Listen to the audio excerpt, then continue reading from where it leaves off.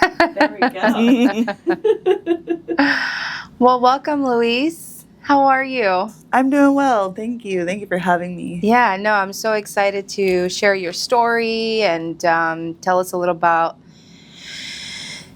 where you started as a kid to where you are now, all the amazing things that you're doing with Cut and Conquer, right? Yep. And so tell me a little bit about what was your childhood like? Where are you originally from? Let's tell our I listeners. am originally from Klickitat, Washington. It's a very small town on the Columbia River Gorge. Mm-hmm. I'm a Klickitat Indian, but I'm part of Yakima Nation. I'm a tribal member. That's awesome. Yeah. My dad was Native and my mom was white. Mm. So being a half Native definitely gave me some challenges as a kid. I never felt like I belonged. And I was often targeted by other kids, picked on and a lot of my childhood growing up when we started, I was abandoned a lot because my parents had a bar in our living room. Oh, wow. And they had all the Indians, bikers, Vietnam vets over there all the time drinking. Yeah. My sister is 9 years older than me. Her name's Ellen. And my brother's Larry. He's a year and a half younger. So Ellen often shielded us from the bad things that went down. Yeah. So Kind of like the motherly type. yeah, The mama bear. yeah, she had no choice. And then she really couldn't take it anymore, so she ran away and chose to live in foster care. Oh, man. And then my parents had to separate, so my mom, brother, and I moved in with another family when I was 5. Okay. Still in the same town? Relatively, just up the mountain in a little town called Appleton. Okay. Nice. Okay. Yeah. And then what else? And then we moved to Bremerton originally. That's where I completed high school. Mm-hmm. And after high school, I moved to Spokane, and I lived with my sister and her husband. That's where I went to college. I was going to major in journalism. Nice. I didn't. Hey, at least you made the attempt. But I ended up getting caught up in a cult. I got invited to church by this girl I was in college with. Yeah. And she said that her family held meetings in their house. So I'm like, sure. Uh-huh. And I remember they were so nice, so inviting, and I was always looking for a place to belong. Yeah. And I got involved, and I went to their meetings every week. And then I ended up moving to Bellingham and to be with the part of the church over there because we were branched out in different places. And that's when things really got weird. What was the name? It was called Associated Ministries. They're very private now. I know that they're a church still. And I keep in touch with the members that leave, which is, Yeah. it's sad. I mean, some of the people I know, they were in it their entire lives until they were cut off. Oh, really? And suddenly they're like, oh, who am I? The having to re-identify their identity Yeah. to start all over. And I've seen people get kicked out, and the whole next meeting on a Sunday would just be the pastors talking shit about that person. Oh, no. And I was so scared of that. And I kind of felt, the pressure to stay and stay good. Yeah.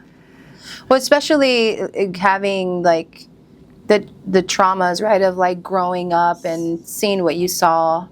Yeah. Being in like, volatile environments. And then I'm very familiar with that too. Like you kind of gravitate towards something that feels safe and secure for the sake of not having to rehash those feelings of like abandonment. Yeah. So you're almost like replacing something with what we probably should have had as children, right? The love, the care, the sense of security. So it's very, it's more than likely to get caught up in a situation like that where you just feel like, oh, wow, I feel heard, I feel loved, I feel understood. And then the last thing you want is to feel like judged. Yeah. Or shamed or, that you don't belong, right? Yeah. Oh, wow. That took up most of my 20s. You know, I wasn't allowed to live by myself, even though that's all I ever wanted was just have my own apartment. But Yeah. they wanted me to live with a roommate that could kind of keep her eye out on me, you know. And I still had my friends that I went out and partied with on the weekends. And I Yeah. had to be very, very private about that. I couldn't be seen anywhere, otherwise I'd get in trouble. What kind of trouble do you think that you would have gotten into? You know, one of the elders would call you and sit you down, and it would be called a correction. They'd have the Bible all laid out and like, this is why you shouldn't do this. And now you should take the week and pray about it all day and don't come around the Lord's people until you get it right, you know? Oh my gosh, wow. Yeah. And every week I went and did laundry for this couple that came into the church from Palm Springs, and we were to do everything for them. And I remember spending all day doing their laundry. Yeah. Every color was to be separated, and if I messed up, I would get yelled at, I'd get Oh my screamed gosh. at. That's like some Handmaid's Tale shit right Yeah. there. That's Yeah. crazy. So eventually I finally got kicked out. And that's when I enrolled in beauty school. So what led to the event of you getting kicked out? Because I was seeing a guy and I wasn't allowed to date. Oh my God. So And how old are you at this point? I was 27 when I got kicked out, and I joined when I was 20. Wow. So in order, like you, for instance, doing laundry for this family, was that like part of like your job? Yes. Okay. And I had to clean their house too. And then did they like give you like a weekly allowance, or Oh, no. they no. just- you were required to put your time to them. Wow. So every day off, I was at their house. So at that point, who was supporting you? Like who was Myself, I was working. You Oh, know. okay. Yeah, I was working at a pasta sauce factory. Oh, okay. Yeah, I made pasta sauce for Sargento back in the day. Wow, I love that. It was pasta sauce for Bertolli's, but the company was Sargento. Okay. And at the same time, I was working at the makeup counter at Macy's. Mm-hmm. I can totally see you there. Yeah, that's what led me into hair. Yes. Style. Yes. Oh, I love it. You know, because of the way I grew up, I was told I was ugly my whole entire life. Well, first And off, you're that's- beautiful. Oh, thank you. Yes. But that's what led me into the industry. Yeah. It's okay. You can take a moment. It's okay. You're here in a safe place of love and admiration for your courage. You know, it's not easy when we talk about our lives, because it just puts us in a emotional state of mind where you have to remember everything that happened, and Yeah. seeing that younger version of yourself, right? Versus to how far you've advanced now, like in your life. And that's crazy to me that you were financially supporting yourself, but then you still had to like work essentially for free for the sake of, you know, that status of Yeah. feeling like you belonged. So, wow. And who were these people that you were doing? Like, I'm curious as to why you had to do work for them. That's the way it was. All the elders, you know, all the young people, we had to clean their house every week and do whatever they needed to do. And this couple, I liked the church until this couple came in from Palm Springs, and they just turned everything upside down. They kicked out my favorite pastors. They even set up people to get married, only Wow. to make them divorce if something happened that they didn't like. Like, I saw them control people. But this couple, I even had to help prepare all their meals for them. Like, we would prep all their meals for them for a week, take it to them. And I remember seeing so much food go to waste. I'm like, oh, this is stupid. Yeah. So this couple was really when you started to see that shift from this being a supportive space for you Yeah. to, like you said, you mentioned that things just started to Yeah. not feel so right. You know what's wild is before they moved from Palm Springs to Bellingham, I have a friend of mine, her name's Isabel. She was 14 at the time. They wanted to set her up to marry a UFC fighter that was in his like 40s. What? in their eyes, the Lord sees no age. Oh my so gosh. her dad packed up the whole family that night, and they got the hell out of there. Wow.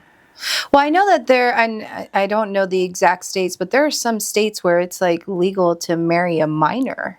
Yeah. It's insane that I'm like, how is this even, we live in San Diego, California, where it's like 73 degrees every day. Yeah. And, we live like essentially where people vacation, and for example, living in the Midwest, I wasn't exposed to racism. I wasn't exposed to knowing that there's these states that really control you, what you can do, what you can't do, versus like here. I feel like we have so much diversity here. Yeah. Wow. That's wild. Yeah. After that, and after beauty school, I got involved in a really shitty relationship. Really abusive guy. And then after I left him, that's when I moved to San Diego. And I felt for the first time I was free from everything, free from the cult, free from abusive partners. Right. And I never start living my life until 10 years ago when I got here. Yeah. And being a hairstylist has really, really given me the confidence I've never had before. Yeah. That's your art. Yeah. That's where you can express yourself there and makeup, because I feel like as kids, especially we're about the same age. We grew up in an area where we didn't have a voice. Like, you do what your parents say or don't say, or you're literally on survival 24/7, 365. So when you get to be an adult and make your own decisions and live by yourself, or choose a career path you want to, it just makes you feel free. I completely resonate with that, because I left my house when I was 18 and I never felt so liberated in my life. Even all the bad stuff that came with it, my mom talking bad about me and everything, but I understand how you feel like getting here and feeling like you can literally be yourself. And what better place to do it here in San Diego, where it's like everyone's loved and welcome, and there's just so much diversity here. Yeah. And the first place I lived was Hillcrest, and I was like, I can finally party all the time. Oh man, Baja Betty's, yes, bottomless mimosas. I got to party without judgment and just have fun and have the fun I should have had in my 20s. Right. Which I still did, but not to this extent of I could really breathe. Right. Nobody's watching over me. Exactly. And it's been amazing. And I met my husband after I was here for 2 years at a metal show. Nice. Yeah.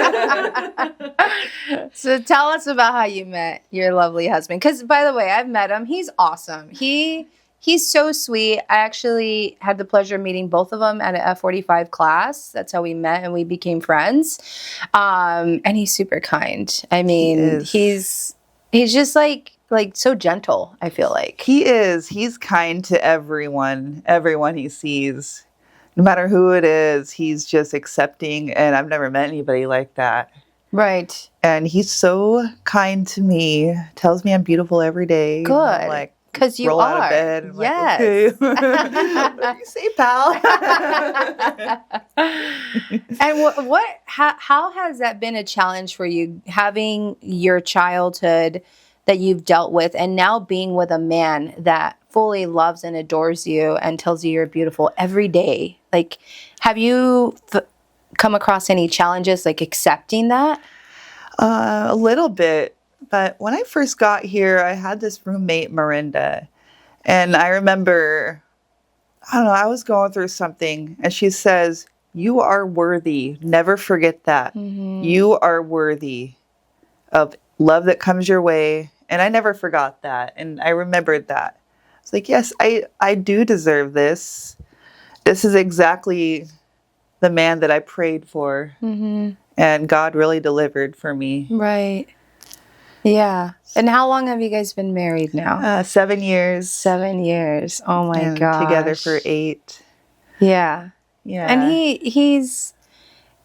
one thing that I really like about him, every time he looks at you, he looks with so much like admiration. I've noticed that. Like, I mean, and we're like about to do like a 5 a.m. class, 6 a.m. class at F45. So no one's looking like their best, right? But, you know, we all just show up because we're all tired. But I even throughout the workouts, he'd be like working out and he'll turn around and like look at you. And you know what I mean? Like that's awesome. I mean, I think in my trajectory of turning, it was hard for me to accept like a good person in my life because of childhood trauma. So I was just curious how you've been able to navigate that, because I'm sure there's a lot of us out there that have gone through some toxic relationships. Yeah. And I got all those toxic relationships out of the way. You know, that's one thing I left behind in Washington. Yeah. Toxic relationships. Yeah. And then tell me a little bit, do you still keep in touch with your siblings? Yeah. So my mother, unfortunately, passed away 8 months ago of cancer.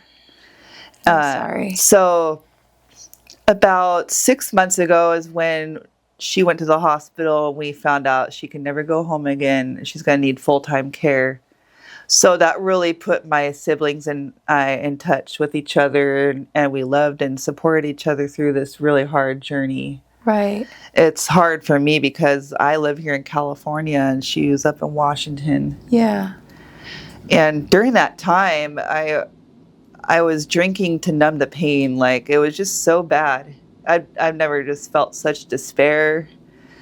And I remember I had this really bad fall, and I'm so grateful that I didn't break my face. And I was like, I need to be there for my mom in her last days. I need to sober up and be present for her, even though I can't be there in person. So that's what I did. And I went through some hard times, and I handled it sober. And I also handled my husband going through a manic episode because he's bipolar. So he was sick and my mom was dying, and there I was just trying to figure out how to navigate this. Yeah. And you navigated it with so much grace. I did. You know, it was just me and God, and I prayed and he got me through it. Yeah. Yeah.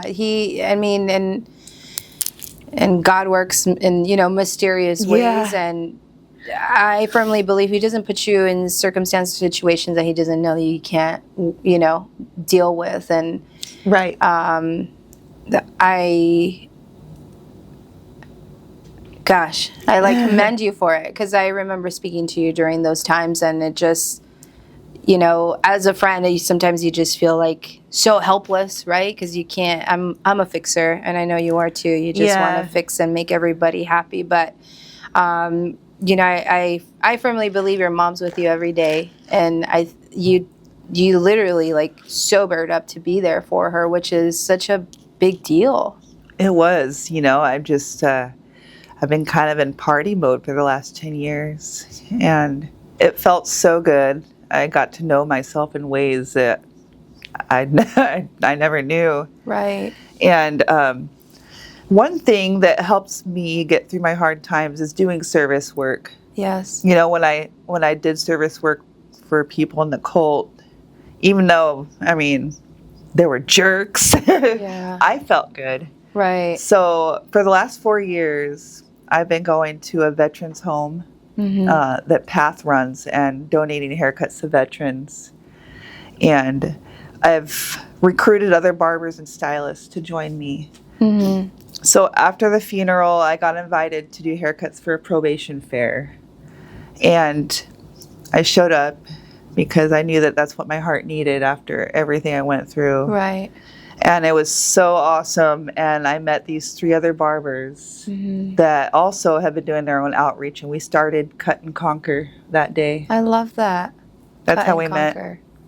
And tell me a little bit more about what Cut and Conquer is. And so Cut and Conquer Foundation is our nonprofit.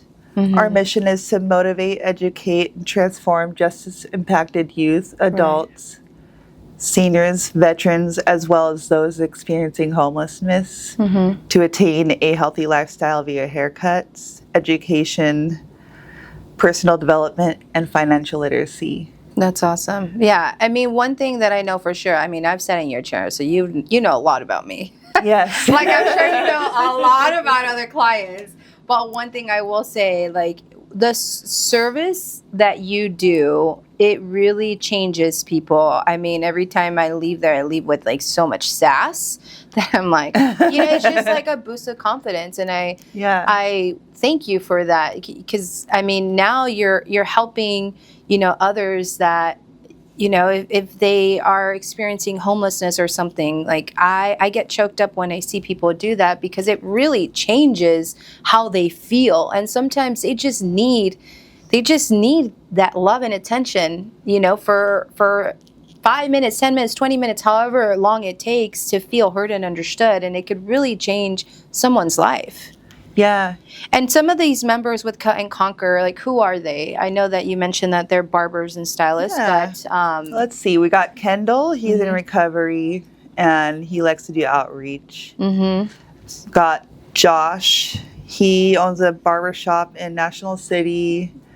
Let's shout that out, too, so that people can go there. Creative Studios. Okay, Creative Studios. So if you're in National City and you need to go see a barber, go there. Yeah. Yes. Yeah. And he has an incredible story. I've spent the most time with him. Yeah. Because we cut up at Father Joe's every week. Mm-hmm. Every Monday morning. We do haircuts there for homeless. Wow. Father Joe's is an amazing place as well. Yeah. Yeah, it feels good. They actually have their own little barber shop set up. So they come in and they shower, and then they get their hair cut. That's awesome. Yeah. And is there anybody that particular that has stood out to you while you're volunteering, that like maybe they shared their story or anything like that? Anybody stand out to you? Yeah. Also want to shout out my other partner, Ron. Yes. He owns Empire Barber and Shave. Perfect. And where's that at? Otay? Otay. Okay, yeah. I grew up in South Bay, so don't worry, I got you. Yeah. Down in the South Bay. Yeah, some of these homeless people, there's very young kids. I'm like, what are you doing out here in the streets? But, it's just, it feels good that they have somebody actually listening to them. Right. Making them feel cared for, because we're very hands-on. Right. And a lot of them have not felt that kind of... a lot of people have not felt kindness like that in a long time. Or seen or heard. Yeah. Or, that attention, especially children, Yeah. And this is part of the reason why I'm doing this, because we never know who we can inspire, right? And you're out there spreading your love and your creativity, and me being in sales, all I get is no's all day, but all we need is one yes. And part of the reason why I wanted to do this is because I want to be able to help somebody out there that's listening. Your story can help inspire somebody else, or you can be that inspiration to that little child. Like, hey, you know what? Like, what if I want to be a hairdresser or a barber? It's just being that light. Being that light. And so, and aside from Cut and Conquer, you also do hair. Do you do makeup too? Kind of. Because your makeup is always up to par. So. I mean, I'm not a professional makeup artist, but I do makeup for a couple friends here and there. Okay. Awesome. I work at a salon in Mission Hills, Chroma Salon. Chroma Salon. Great place. Yeah. That's awesome. Yeah. The Cut and Conquer has basically been my focus for the last 6 months. Okay. We just went out to a probation fair in San Bernardino last week. Wow. And we cut for a parole fair. So there's all these people that's straight out of prison. Wow. And I got to be one of their first acts of kindness. And that felt good. Some of these guys have been locked up in there for 40 years, 15 years. My God. Wasn't about to ask questions. No. That's what I call my pay grade. But you know what? Like, we're not the sum of our mistakes. No, exactly. One of our things in Cut and Conquer. Cut the past, conquer the future. I love that. That's amazing. That is awesome. That is really good. And all four of us, we all have our story. So I think it's beautiful that we all came together, because I know that I was meant to do more than hair. Right. Yeah. And it takes a special person to be able to do that because you basically have to adapt to every single person that sits in your chair. First person maybe bought their first house and they're so excited. Next person, maybe they're going through a divorce or, I don't know. A breakup, a miscarriage. There's just so much. And that's one thing that you always have to kind of be prepared for. And I would imagine that's very heavy to, I mean, we wear our heart on our sleeves and we're both lovers and care about people. Yeah. How could you not carry that with you, you know? That's on top of everything else that's going on in your own personal life, too. Yeah. You know, that's heavy. Yeah. But you carry it with so much grace. I will tell you that. Like, Thank you. You never once have I ever felt like unwelcomed in your chair or anything. I think that, if anything, I've been told this, you make it seem like everything's great, you know? And I don't know, probably because of our childhood, you know, we had to just figure it out and fend for ourselves and kind of just pretend like things don't happen. I don't know what it is, but thank you for always, like, just making me feel even so welcome. I can only imagine what a huge impact you're doing out there in the community. That's that's such a big deal. And your husband's fully on supportive about this, I'm sure. He's so great, yeah. Because he knows, you know, like, I'm not making money. This is a lot of footwork, but it's going to pay off eventually. Yeah. He's so supportive, and I'm so grateful for that. Right. There's times when I have a hard time wanting to get up and go to Father Joe's. I'm like, what's this? What's this all for? He's like, you're making an impact on people. Now go. Exactly. Okay. The trajectory of your life. Yes. Right. And once I am in somebody's hair, that's when everything is just, my guard is down. I feel happy. Right. I'm in my feelings. Yeah. And that's when I feel my purpose take over. And I'm so grateful because I know that I was meant to change the world. And I can't believe that it's led me here. Yeah. And now you're sharing your story and, you know. Whoa. I knew I was always meant to do that too. Yeah. Yeah. No, I mean, there's so many people out there in the world that are, you know, struggling in so many, I mean, it's so true. We're all fighting a war. We just don't know everybody else's war, right? And kind of what other people are dealing with. But you being here, first of all, you're so brave. And I can't thank you enough for sharing the story because, you know, you hear about these things online about like cults and all the things, but you don't, again, it's online. So when you mentioned that to me, that you had experienced that, I was like, what? Because you can only imagine, right? But hearing it firsthand is... Yeah. And I never talked about it until, you know, that one girl that was 14 that they wanted to marry off. Her and I did a podcast together. And because we wanted to start exposing that. Right. And the best way to heal is to talk about it. Exactly. And there's so many of our old friends that are still hurting. And we hope that this could help them heal. Right. One day. I mean, I think maybe even, I just had this idea, but maybe even creating a nonprofit to help these people transition, you know? Yeah. Maybe that's your next calling. Yeah. It's to help, you know, to help. Because I can't, and I would imagine that you're stuck in so much fear going on by leaving and the shame and being brainwashed and everything. But it's like, where do you go? How do you start, you know? Yeah. And luckily, fortunately, I mean, I don't know how did you feel when you got kicked out? At first it was scary, but honestly, I was ready to go. Right. I was ready to go. And I was able to begin my life and start my career. Right. Because I didn't know what I wanted to do. And then I went to the beauty school to kind of check it out. Like, oh, okay. Right. Yeah, I went to Tony and Guy Academy. And I just thought it was so cool. And I saw the girls out there smoking. Like, man, they're all cool looking, wearing their black, you know, smoking their I remember cigarette. Like Paul Mitchell. Yeah, exactly. Like at the school, I was like, dang, they all look great. They're smoking and they wear black. Maybe I should do hair too. Yeah, I know. Yeah, it looked cool. So I was never good in school, but I remember my very first day, everything clicked. I'm like, wow, I'm actually good at something. Mm-hmm. And I passed every test. And I took my state boards and passed it on the first day. Wow. The first time. That's awesome. Yeah. Do you remember having your first client? Were you nervous? Oh, yeah, absolutely.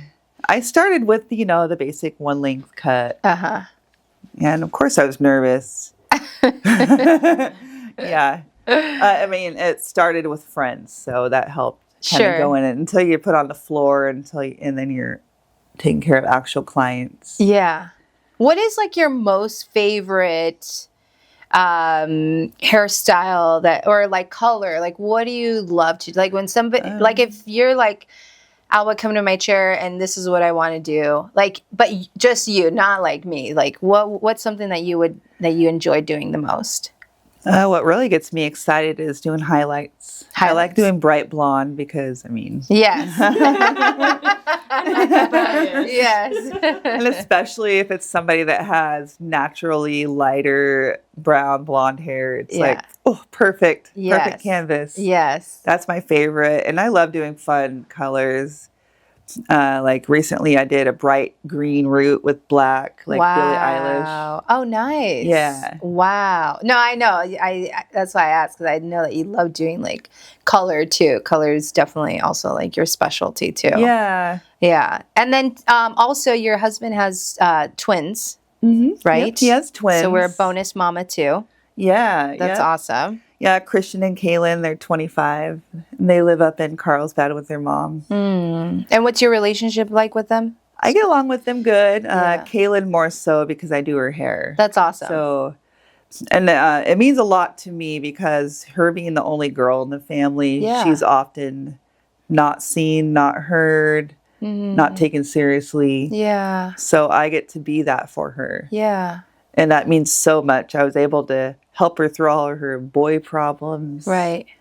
And she's doing so well. She's finally, hopefully, met the love of her life. Oh, awesome. That's awesome. Yeah. Oh my gosh. No, I think that's cool that you have that great relationship with them, because it's hard to be a bonus mom, like in a sense of where, at least for me, I just want to be like a positive influence. Yeah. Like you got a mom already. I'm just here for support. If there's anything I can help you with, I'm happy to. So I would imagine it's the same thing, right? Yeah. Yeah. Because I chose not to have my own children. So this has been that void for me. Right. Yeah. And how old were you when you made that decision? I told myself if I got to my mid-30s and it didn't happen, then I'm just not going to. Yeah. I thought I wanted kids with the last boyfriend I was with, but ew. Right? Imagine you have to like see him. Like for 18 years? Yeah. Yeah. Like I think that too. That's a life dodged sentence. a bullet. No. Yeah.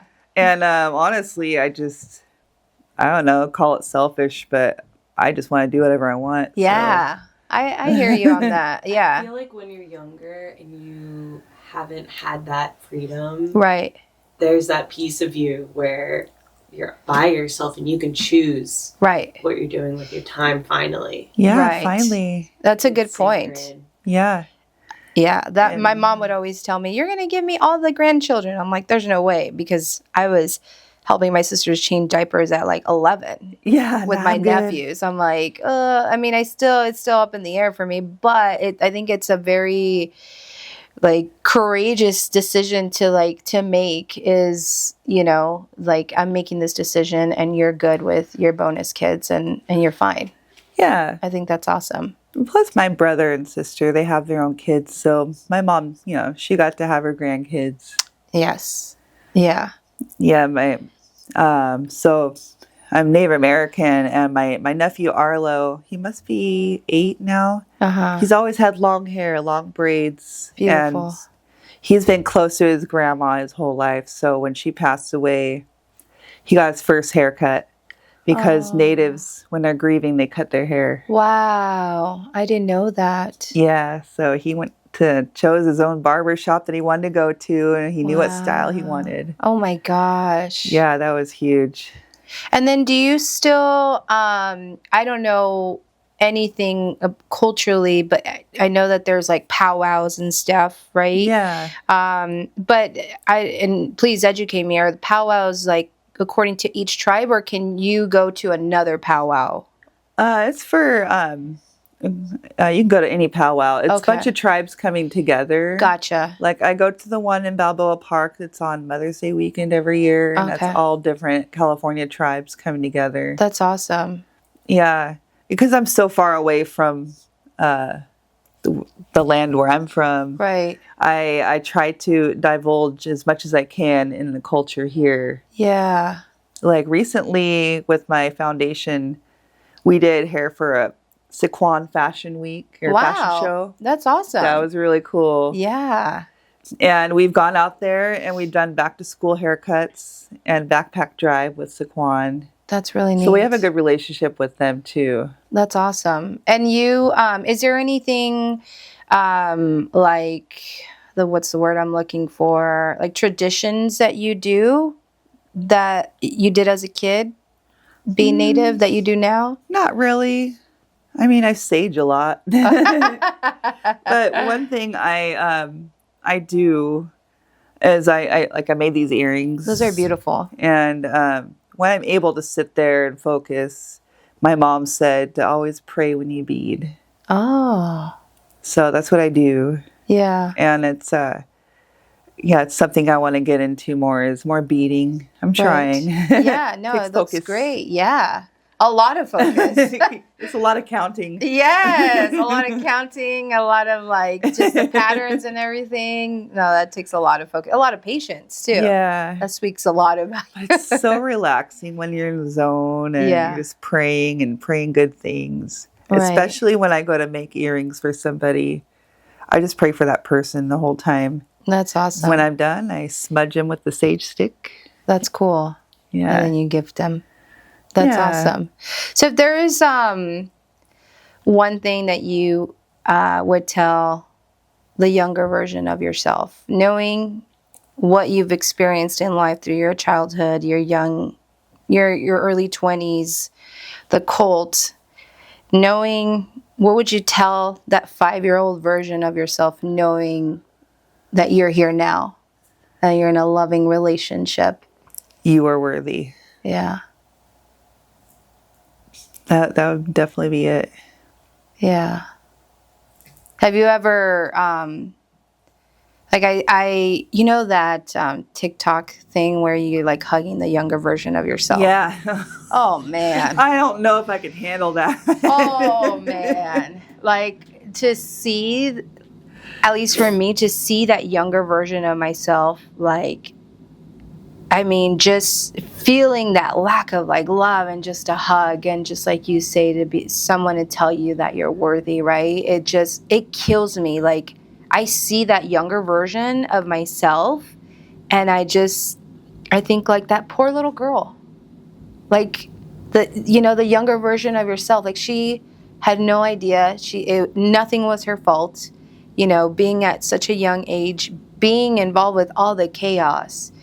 And I see myself like, if I can go and adopt that little girl, I would tell her she's beautiful and she's worthy and all the things. But man, like talk about going through the runner, right? Like as a younger version of yourself, just to be able to be like, you got this, you're going to be okay. But when you're in the stick of it, God, it sucks. Yeah, I would definitely go back and tell her that she's beautiful all the time. Mm-hmm. Yeah, she is. Look at her.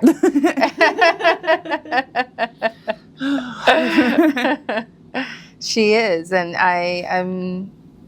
I'm so happy you're here and being able to, share your story and be vulnerable, right? I think that's the biggest thing in life, is knowing how to be vulnerable, but most importantly, you being able to share your story can really help somebody else out there. Yeah. So knowing how you feel and everything you've been through, what would you tell somebody that's maybe going through the loss of a parent or trying to get out of a cult or any of the things that you experienced? What would you tell them? Your feelings are valid, and to honor your grief, honor your feelings. Yeah, that's beautiful. Yeah. Well, thank you for coming here today and sharing your story. Thanks for having me. Yes. Anytime. And anybody that wants to make a donation to Cut and Conquer Foundation, Yes. our website is cutandconquer.org. Perfect. Thank you for that. Thank you.